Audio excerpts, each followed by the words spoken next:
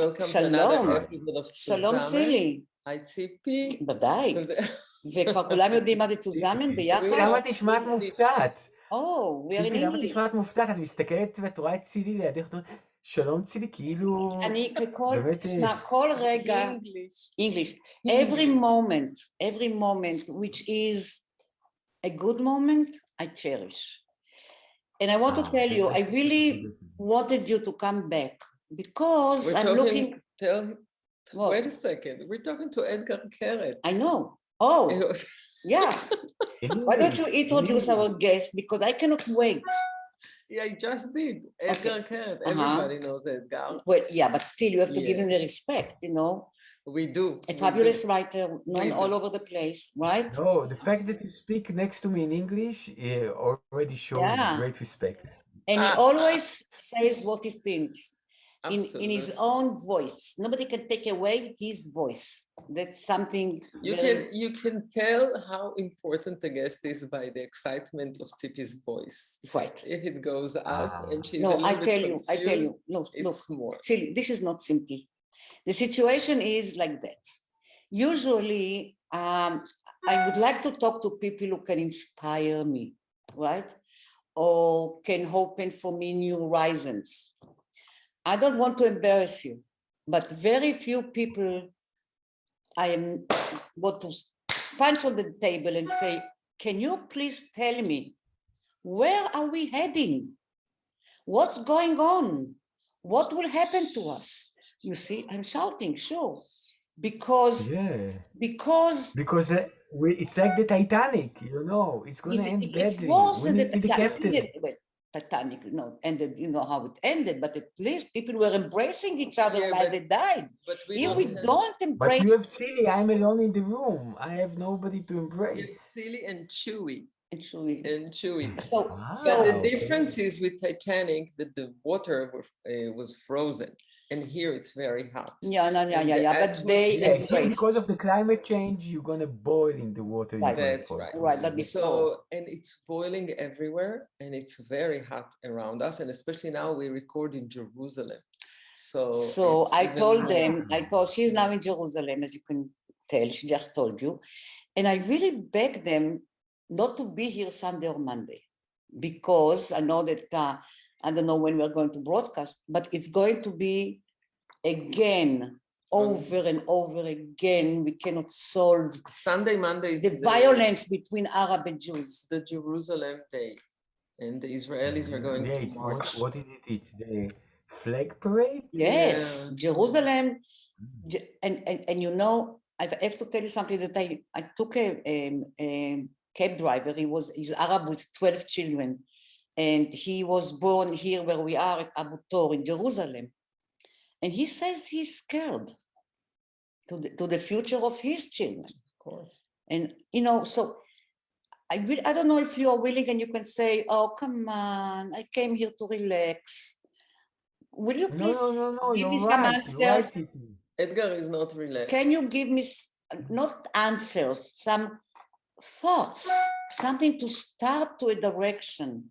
Because you write about people, real people. And when you look at your characters, how can you distinguish between who they are and what is it that the media situation is making of them?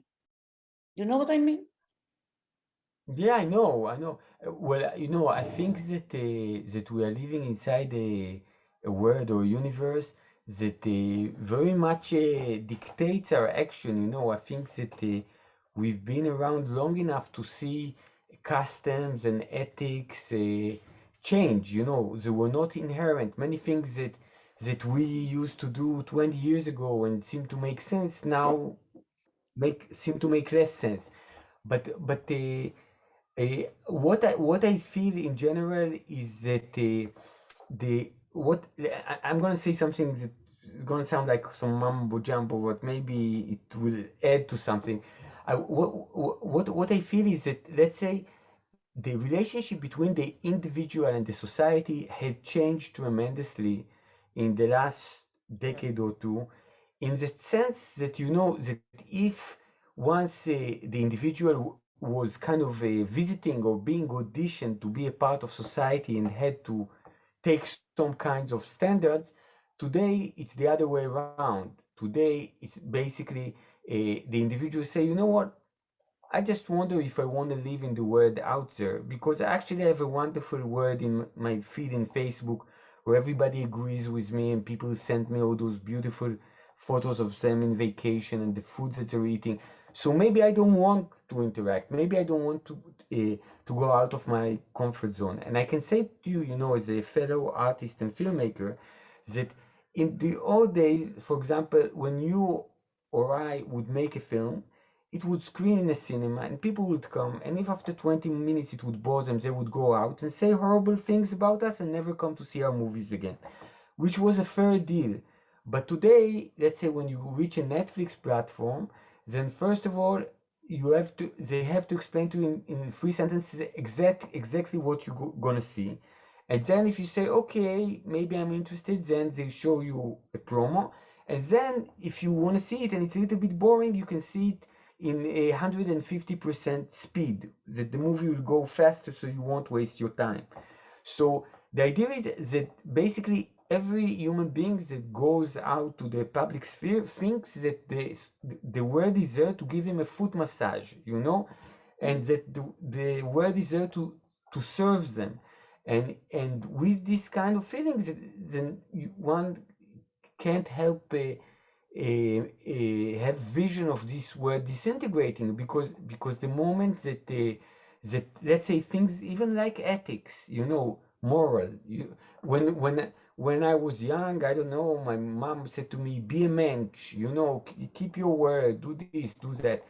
Today, you know, when I talk to the son of my friend, then he's following after people, is following in Instagram people who are popular and successful. So it could be, let's say, the Tinder scoundrel or Exotic Joe or this woman that allegedly killed her husband and fed him to tigers, because they're all very famous and live in nice homes, and that seems to be enough. You know, this idea of kind of an ethos of are those people fair or not fair. I think that even when we deal with politicians, you know, in the past, if somebody had lied, his career was finished. Today, if people do stuff, then you say he's successful. You know, Trump has a lot of money. That's enough. You know, it's a proof that There's this is something that somebody we should happens. follow. There's something like a process that happens at the same time, parallel. Because in one hand, there are the people that you describe, and basically they live in their own world, or they choose the world that they want to live in, because you can create your own bubble today. And at the same time, with everything terrible that is going on, they ignore everything, they don't pay attention, they say, oi, oi, oi, it's not good, it's very bad, and they keep going. On the other hand, you have tons of individuals that are much more active today and are trying so hard to change, or at least to protest, or at least to participate in something. Nobody listen. To show it's not question of nobody listen. Yeah. So you have two kinds, that like two animals that work parallel. One that is much more trying much harder to change the situation for everybody. The smaller part, the smaller. And all the others, they say, well, the world is very bad and let's create our own. And somehow everybody lives in peace together. Somehow it keeps going and it keeps going. I don't feel that we are in peace. But what he said, no. I think what I understood maybe, and I don't understand, it's not a long time since so much changed. How did we program, or the brain programmed us? How easy or difficult is to program our brain to... No.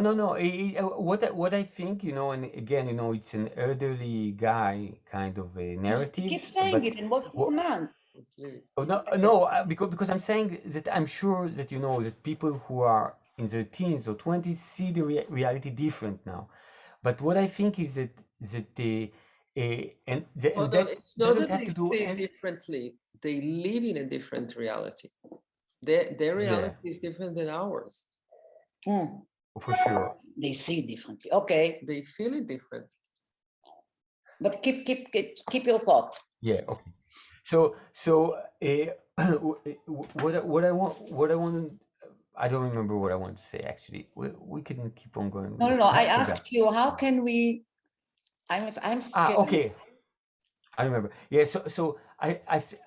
The thing is that I really feel that the thing that created the most major change was the entrance of social media to our lives, and the reason for that is that there are a few reasons. But when you put a post in Facebook, people can either like it or unlike it, which means that any kind of complexity or obscurance is not accepted on this kind of platform. Yes or Now, no? when you live in a reality where basically people experience the word through the social media because they open their feed and they say, "Oh, Tzipi, good work. Oh, Tzili, you showed that bastard. We will never write posts like this again." Then you're living in a very safe and protected environment where everything echoes what you want, and you have friends and foes. You have people who like you and people who press unlike and don't like you. And this binary system, I think, is what is very, very causing a lot of complexity to our society.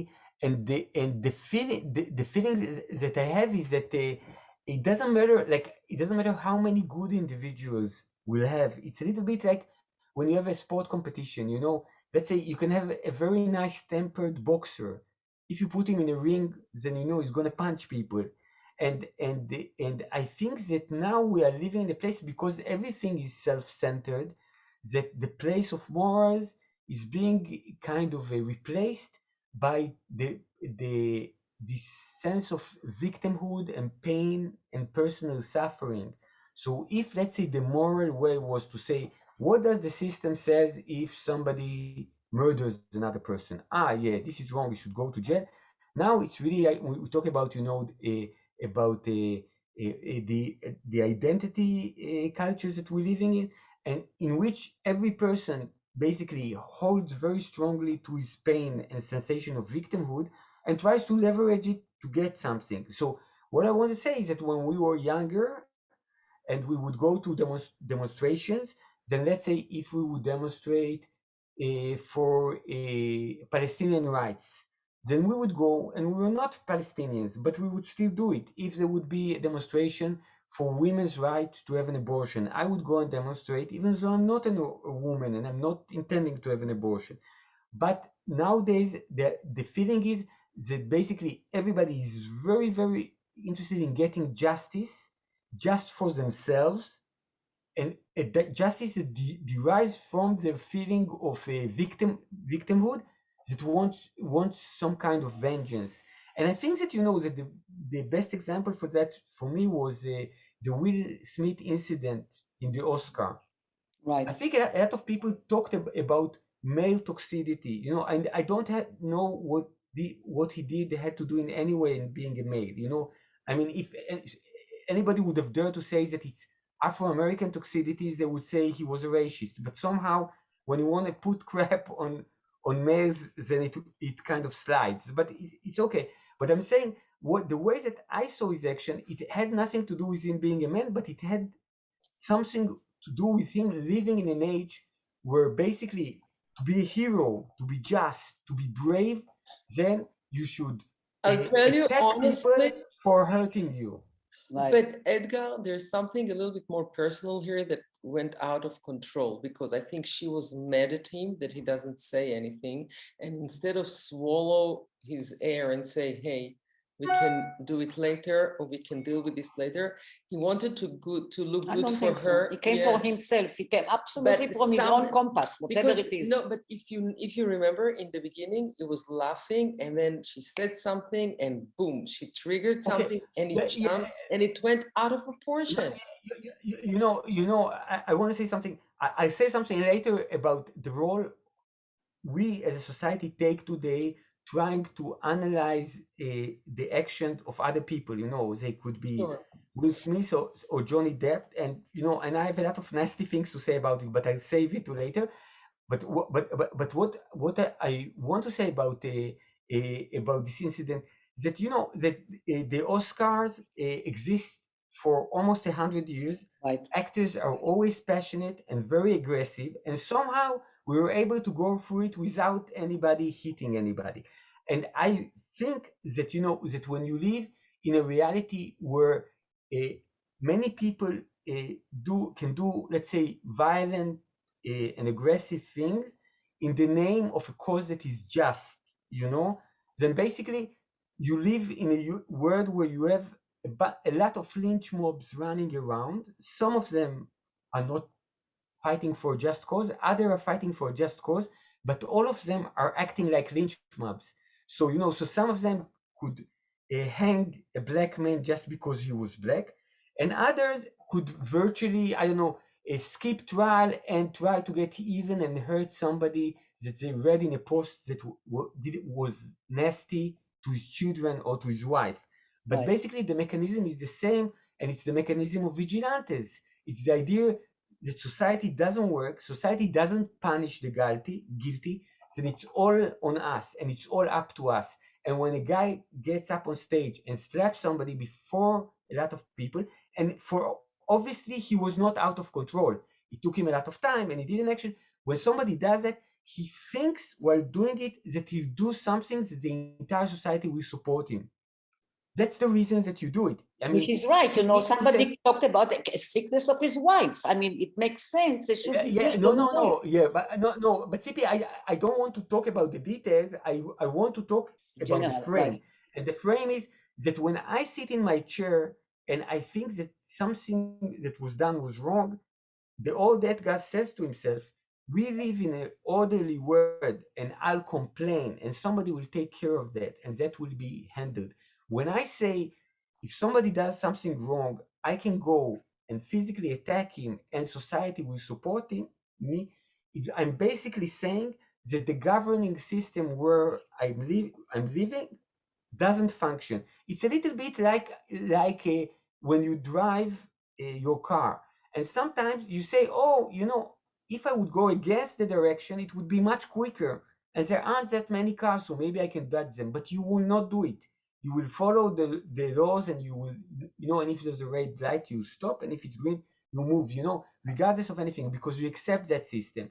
And I'm saying, if Will Smith had accepted this system, it doesn't matter if they hurt his wife, didn't hurt his wife. The idea is, the fact is that somebody can get on stage and physically attack a guy who moderates an art thing and tells a stand-up joke, and that the world will debate if what he did was right or wrong. Yeah, it's, It shows us that the world has a problem. yes. Because ideally, I would want to live in a place where anybody who's an artist, bad, mediocre, stupid, would stand on a stage and say something, he will not be attacked. Now, historically, people who attack people on stage are usually religious fundamentalists, I don't know, Yes. conservatives who arrested Lenny Bruce, Great people. these kind of people, not our kind of people, not the Will Smith kind of people. Right. And the idea is that now, it's not the causes that we're fighting for, because some of them are identified and some of them are not. It's the way that we fight from. I saw a picture from a demonstration from women's right in France, and in the first row there was a beautiful woman holding a big sign saying "Death to all men." So, I'm saying, I think that, let's say, 10 years ago, somebody who sees himself as liberal would not hold a sign saying "death to" and something, because this was the fascist thing to say, death to Jews, death to. The idea that we feel comfortable expressing ourselves in such a way, slapping people, shaming people, or doing this thing as if it's the means, the end justifies the means. As if, like, if somebody did something wrong, we will burn down his house, we will hang him from his throat. All those things, what they project is that the social order had almost totally crashed, because if there would have been one, there would be nothing to debate. We would call police, we would file a complaint. But now the feeling is that, that we are living in the nation of our feet, and the nation of our feet says that if two women in Jerusalem say to you, you're wrong, then you should burn down their house. So how do we? Am I right? Am I Yeah, right? so you really You talk don't want me to about. burn down your house. Yeah, I know. Yeah, but how I don't know how. So it used to be that we had figures. I think you can be one of them, who their voice is heard, who makes sense. Now, who But do we this, listen to? nobody. And again, because the word in the past, with all its disadvantages and horrible things, seem to have a center or a bunch of centers. So this could be, I don't know, a prime minister, a president, film directors that we appreciate, the broadcast channel we used to watch. There was something that everybody would gather around. But now everybody, it chooses their own agenda and chooses their own people.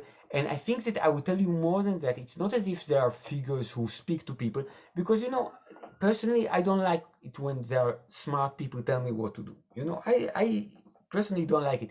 But think about even this idea of books or movies that represent zeitgeist, because not so long ago there was a book that everybody would speak about, a movie that everybody would speak about. Right. But now, because it's a very polyphonic universe, which is something great, that many voices can be heard and everybody could be censored, that basically the common ground on which It's we meet divided, other yeah. people in our society is non-existent.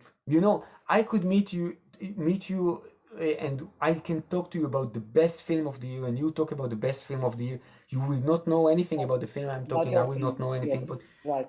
I will say to you, I read an amazing book. You say, no. From the 21st century, people don't read books. We just climb mountains. But I know this wonderful mountain, if you want me to give you a tip. And the idea that there are so little things that we can agree on, I think that this is the main problem. And I think that we can't agree on things because society, as some kind of a net, lost its power to us as individuals. Again, you as a filmmaker, think about it. Did you ever think that you're going to make a film and it's going to be in a platform and people will have the option to watch it in twice speed, in a double speed, wherever they go, wah, wah, wah, wah, wah, wah, wah, and the things go like this? Right. Like, could you as a filmmaker sit and down and make a film knowing that people will be offered the option to abuse it? Even It's not abuse, that they because the film is a initiate it. journey. You They say to cannot them, just. hey, the movie is too slow for you, go fast. But the thing is, I think that people are looking for a fast result and fast reaction, and they follow other reaction that are very fast and abusive and attached to big number of money. There's something that I think that the whole pyramid of priority and justice and ethics got really messed up. And the reasons that are behind the actions of people are various, but like it seems like it's all from the wrong reason, the wrong idea, and the wrong rhythm even, so we left with nothing almost. But like the best example is, I know it sounds very naive, but if all the world will believe in the 10 Commandments, doesn't matter if you are Jewish, you are Christian, you are Muslim, doesn't matter. Only about 10 Commandments. Just look at these 10 Commandments. You think that there can be some kind of negotiation between people? We can come to different country and really this can be part of it.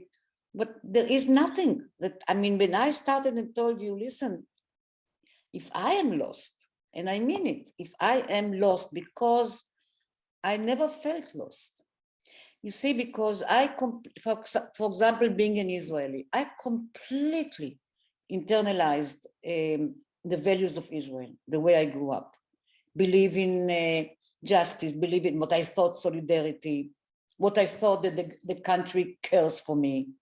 it's all, suddenly in the last few years, I lost everything. And I don't know what to do with it. I actually must admit I feel pain. You know, I never reacted in such a pain to what I see around me. You know, well, again, I think in general, changes are always difficult and traumatic. I'm saying, when I was in my 20s and I would speak to my parents, they had a sense that the world is going down the drain or things are getting worse. And again, when I speak to my son, I feel that he makes much better sense of these things than I do. But having said that, what I feel is that the moment that we don't have something in common to kind of unite us, and this thing could be, I don't know, the Ten Commandments. This could be the agreement that we don't spit on people that we don't like. This could be the agreement that we don't touch the private parts of people that we don't know. It doesn't matter. But if we don't have this kind of set, then basically what we have is a constant clash of narratives. Yes. Because somebody says, I'm doing this, and the other person saying, no, you're doing that. Now, in the past, we could say, you are breaking the law. And the guy would say, but I'm motivated by my own pain because my parents didn't have the same chance that you did. And I said, okay, but you're breaking the law. And this would have stood for something because the social structure, the grid, was important. Now, the moment that the individual is more important than society and only his personal narrative acts there, then basically there's no chance of a real empathy or understanding because I'm living in my universe and you're living in your universe, and there will always be the feeling, the mutual feeling is that when we meet, you are invading my universe and you are threatening my universe, while I invade yours and threaten yours. Right, but if there will not be, I don't know even how to say it, something that can guide us now in this chaotic, I mean, that's violence. That's going to be a world which is based on, like in the jungle, you're strong, you can kill somebody, you win. You don't, you lose. Yeah, for sure. Look, I think we are living in a time, and it was very easy to see it through Corona, where the social gaps are getting wider and wider, and it's gonna keep being that way. And in a sense, and I think that also we saw something in the time of Corona, is that human labor is not as needed as we always thought it was. Experiment when 80% of the working force was sitting home and getting paid, and actually, the economy didn't crash. We can still buy our TV sets and our computer, and things seem to work. We, as a working entity, are needed less and less. So I think, in the future, there will be minorities that will work and make a lot of money, and the majorities that will not work and stagnate, and maybe have hobbies or whatever. So for sure, when you live in a society that has an inherent imbalance, then it's not it won't be a fair society. It will be a society that, in many ways, to keep its structure, will have to use force or to enforce its ways. But again, I'm not necessarily, like, I can imagine that in 50 years from now, each of us will take his consciousness, will download it to the net, and will live in a computer where the world will look exactly as he or she wants it to, and that we'll all be happy. This could happen. I'm saying. So it's all virtual reality. What you're talking? It's all virtual reality. Yeah, but maybe we're living now in a virtual reality, only they erased your memory, Tzipi, and nothing is real. Who cares? I kick around. I don't want to erase my memory. Maybe somebody I'm did. kicking. I'm kicking. If you know what I mean. I'm not I just cannot. I know for sure that. But what I'm saying is that the word can evolve to many things. That if I'm threatened by them is because I'm used to the old word. It's not necessarily that it's not I mean, it's not that the old word was so great, if to be No, honest, you but know. it has some kind of But core. It has some kind, doesn't it? it made sense, you know. Yes. What I think is the old word was a little bit like this very, very boring and aggressive football game, you know. So it's boring and aggressive, but you know the rules. And now it seems as if you see a guy going with a scooter on the Right. ground and somebody riding a horse, and you say, can they do that, you know? So I think that much more than the fact that things are worse, you have this kind of anxiety that it's very, very difficult to make sense of the thing around us. Right. And and you know, I give you really the dumbest example, but when I was 5 years old, they put the first ATM in Ramat Gan, and we all the family we went to use the ATM, and my father, who was very sharp and quick, used the ATM, and my mom tried and she couldn't figure it out, and she said, Ephraim, I'm never going to get it. And my father said, you're gonna get it, and not only gonna get it, while you get it, you're gonna use it for many, many years from now. And she did get it, and she used that ATM for almost 50 years of her life, and it remained the same. And she put the same code, and it gave her money from the same slot. Now today, when there is a new app, and my son is learning it, and I ask him some question about it, he said, Dad, why bother? In 8 months, they're going to switch to something better. You just have to learn how to figure it out well enough, you know, just to hold to the horse while it rides. You don't really need to master it. Mastering it is a waste of time because you have too many things to master, and all of them are temporary. So I don't think that the ATM, you know, in Ramat Gan is a proof of a better word. You know, maybe it's good a word in which in 30 years we will have apps that, you know, that will do wonders. But I'm saying that as somebody who used who was raised in that setting, in this value, you know, I really want to learn things slowly and that they will work for many years instead of learning them quickly and knowing that they will work only for a few months. But I It's my don't, personal it's not preference. about, No, it's this not makes about sense. make the world better or easier, because I don't think anything makes the world better or easier. It's just technology. You're talking about technology that changes the habit of people of using things. And what happens that a bunch of people falls off the ride because they have no idea how to get on. And then new people take it to other places. So basically, but the values don't change, and the process of wars and disasters don't change, and the mercy on people don't change. So it's really, you have it. I disagree because let's say you say the values don't change, but I tell you one thing. Today, I think the key element in word communication, you know, the fact that which information passes to whom and which is not, is basically the algorithm of Facebook. And the algorithm of Facebook is built to get as many people engaged as much as they can in the Facebook pages. It Right. has no morals in it.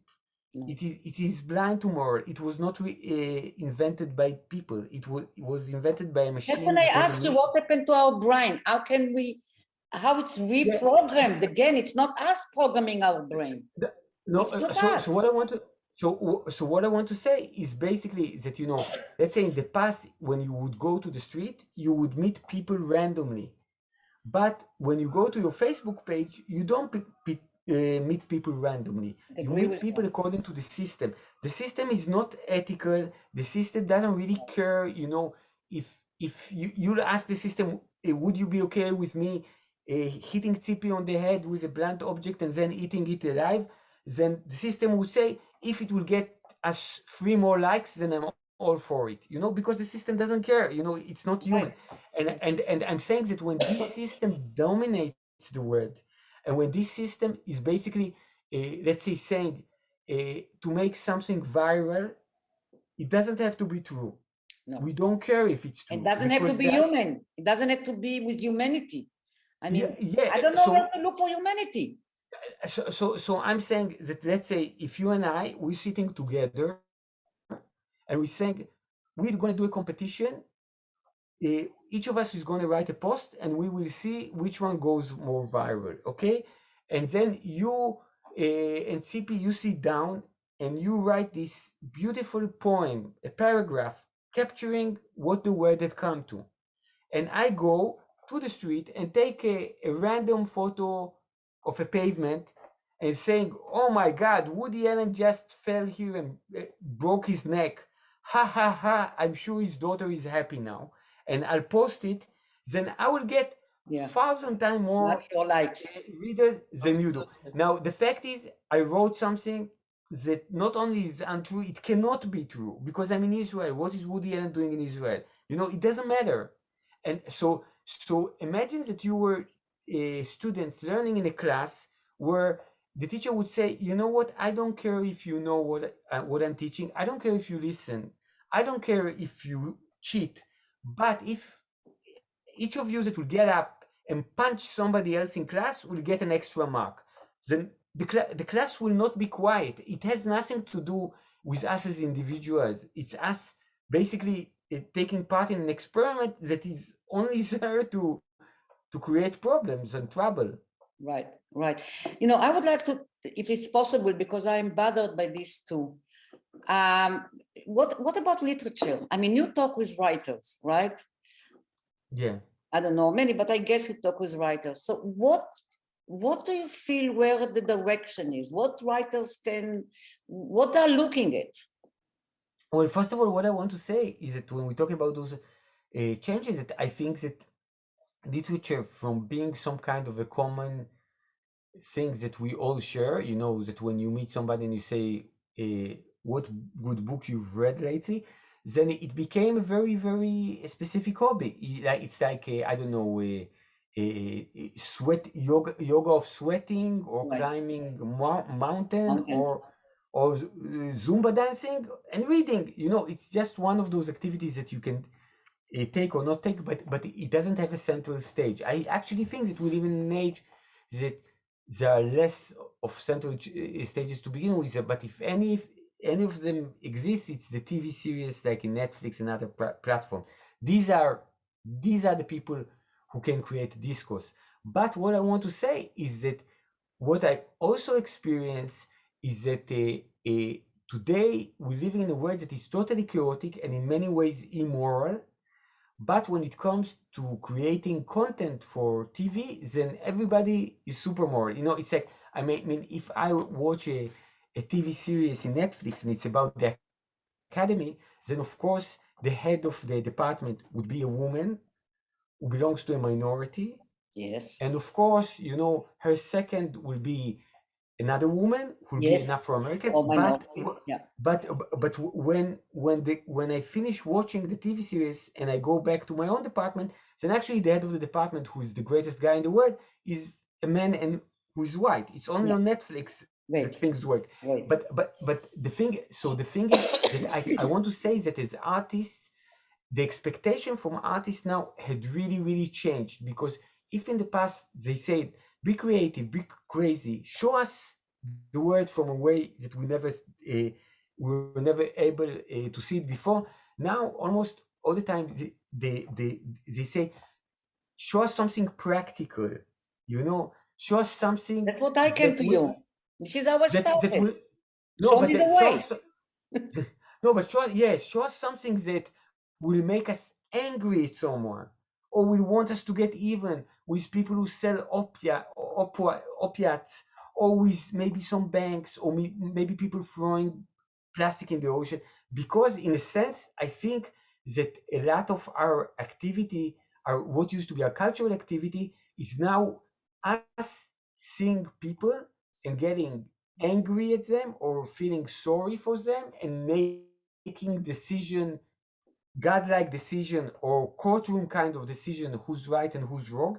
And this is our cultural activity. You know, I mean, every second person I meet talk to me about the Johnny Depp Amber, Yes. right? Or I don't Right. try. Right. No. I'm saying basically we are living today in a place that what's good entertainment is seeing things that are simple, very extreme. You know, the guy crapped in her bed, she punched him. You know, Boxing ring. So it's very much both gossip, also seeing people who are richer and more handsome than us in trouble. That is also fun. But the bonus is that in the end, we are the ones. We are the ones who have the power in our head. We are the ones going to say Johnny Depp is this violent rapist. We will never see a movie of him again, and we will write a post in Facebook, and people will argue with us, and we say I'm unfriending you because you don't side with Amber and you go with Johnny. Now, this is one thing that I totally don't understand. This word in which our positioning, we appoint ourselves as some kind of judges. It's like when I see Ellen versus Pharaoh, and they say, "Who do you believe, this guy or that guy?" I say, Unbelievable. I I was not trained to make life decisions regarding people's life after watching TV series. Usually, when I watch a It movie, doesn't matter what the court say. You see, we don't and not listen to the court. The court we said, don't in listen this to the court. example, Woody The, Allen the was court not, doesn't matter. In the end, doesn't either matter Wesley anymore. Snipes will slap the guy or will not slap the guy. Right. But it's all on us. We are the one. Yes. We know who's lying. We know who We are tells the the truth. judges.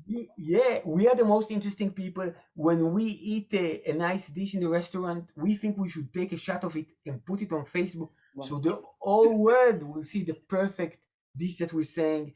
When we meet our most talented, amazing granddaughter, we make a video of her and put it in the net so people who live in Kenya, if they suffer from famine, they can see our grandchild and be comforted that such a creature of wonder exists.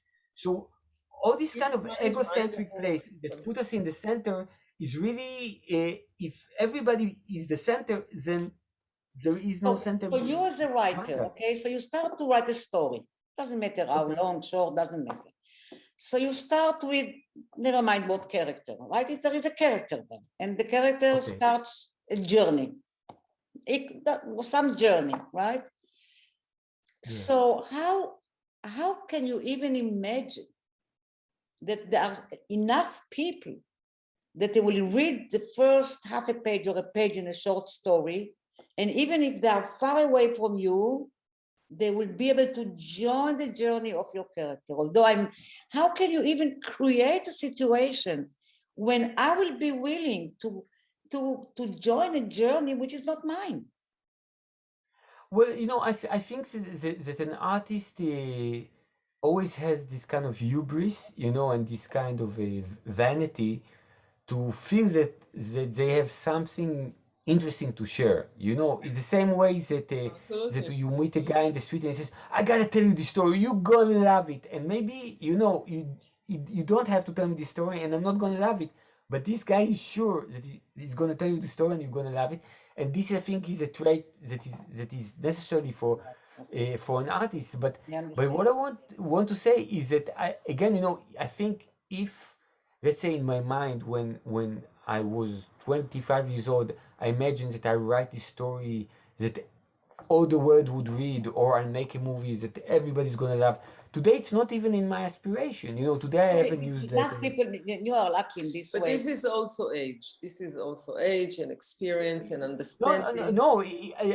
For me, it's basically kind of seeing the world for what it is. Because today, at the age of 54, I started a newsletter, which is something that usually people do in their 20s, because I said to myself, if I can gather 4,000 people who are interested in my stuff, right, it's enough. And I can show them stuff, I can listen to them, I can do things with them.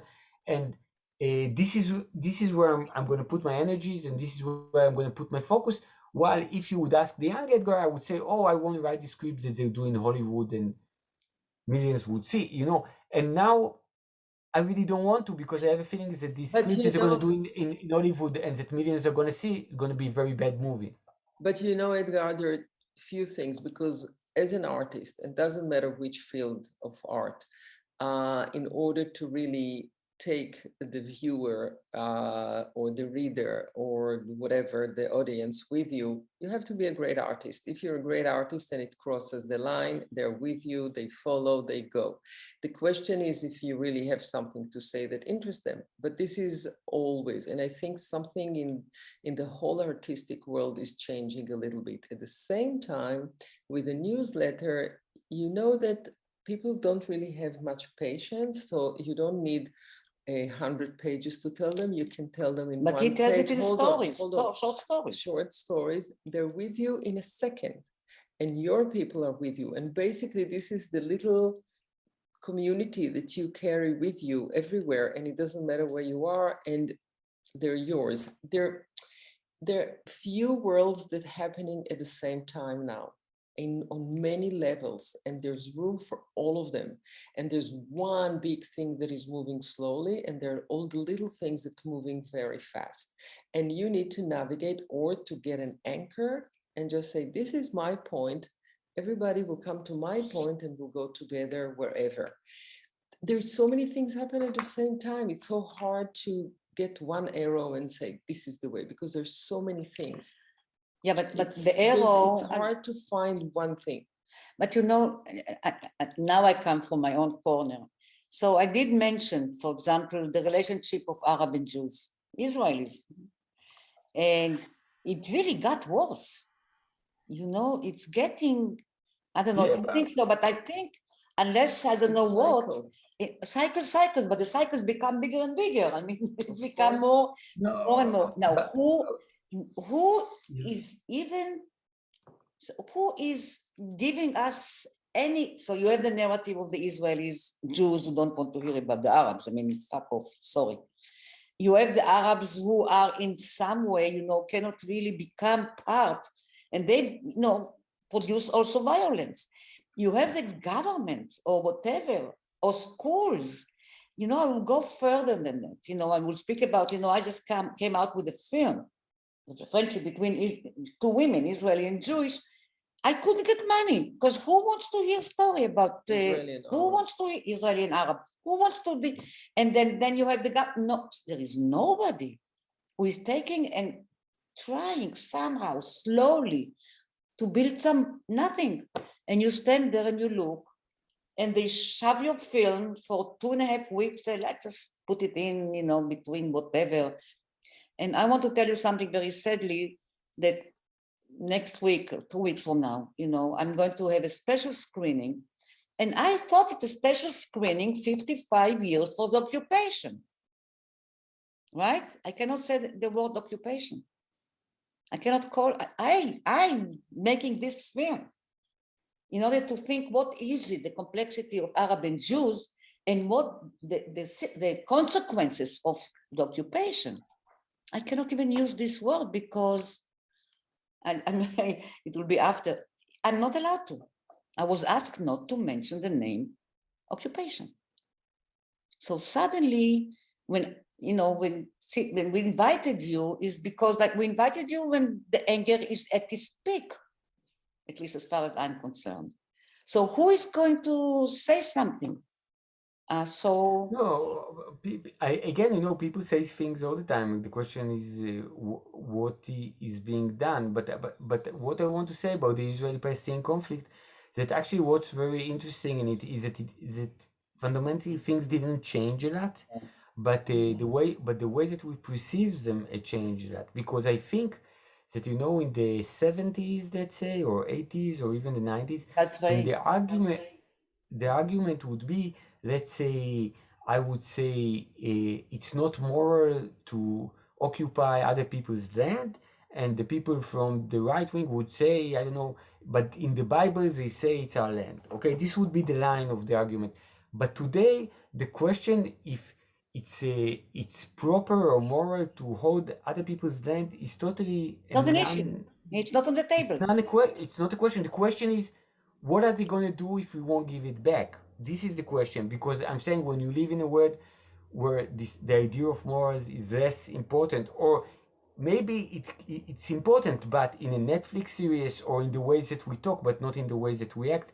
It was very easy to see it in the Russia-Ukraine conflict, that, when it comes to putting flags in Facebook, saying Putin is a Hitler, talking shit about him, saying he's gonna conquer Europe, the entire world was against Putin. When it came to do things, it's a different question. Like, I'm saying, if Biden says that he's like Hitler and he's gonna not stop in Ukraine and conquer Europe, then he's either bullshitting and it's not nice if you're the president, or he believes in what he's saying. So if you believe in what he's saying, so tell me, if Hitler would invade Europe again, what you would suggest? We stop selling McDonald's in Moscow?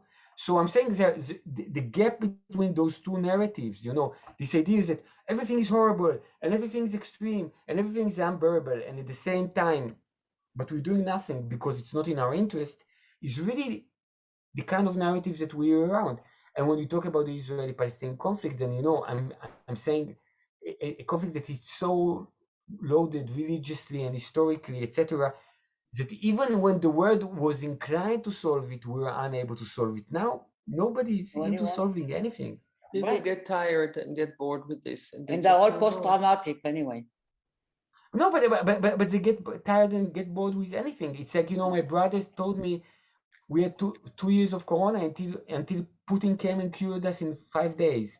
And that's true, because the moment that the media stopped being obsessive about Corona, it became obsessive about Putin. Maybe it will become obsessive about global warming. But the idea is that as long as this kind of media hound, we will throw something in its mouth so it can chew, so we can all argue about or be scared about or be appalled from, then the moment that this will keep on working, then it doesn't matter. Like, we can always find another problem to discuss. Etgar, one more positive sentence before we leave. And you didn't abandon literature for the newsreel, right? No, the truth is that I came very, very positive, but Tzipi sent us on a negative route just so we will get out from it in stronger and better. Look, I think that the life is pretty amazing. I'm saying, as I go, I'm reaching, I don't know, the third act or whatever. It only gets more exciting. I think that people, people's mind there's something infinite in it. It never gets boring. You learn new things. People can be infinitely generous. I think if I have any problems with the structure and the way things usually happen, when a structure is not well built, it collapses, and then usually it's being replaced by another structure. Yeah, right. So I'm saying, you built a new one. So maybe these are unstable times, but in the future there will be stable times. Always unstable. No, but he says it somehow will come back again. Stabilize. It's like during the Second World War, people did not think that there will be a world after it, that for 70 years there will be no war. Right. And maybe during the mess we're going through now, people cannot imagine that, I don't know, 10 or 20 years ago, there will be a world that will again make sense. I don't know how this world will look like. Maybe Tzipi will download herself to a computer. Maybe social media will be outlawed. I don't know, but something will happen. But I think that the new stable sense would be very unstable, because things will change so quickly and will never settle soon. So I think that we're going to. I think it's going to accelerate until it stops. No, always, but depends how long it will take. But you look at him, it's like carrying the torch of hope. I don't know. You have some kind of something in you. Yeah. Therefore, I'm an optimist. I'm a sad optimist. Sad optimist. Oh my God. It's true. It's amazing. True. Very poetic. Oh my God. Okay. You send me with the poet. No, optimistic. Okay. Thank you, Etgar. Oh, thank you so much. Thank you. It's always a pleasure speaking to you. Yeah, see you. Thanks, and everybody. Bye-bye. Thank you. See you, Tzili, everybody. Next week. Bye.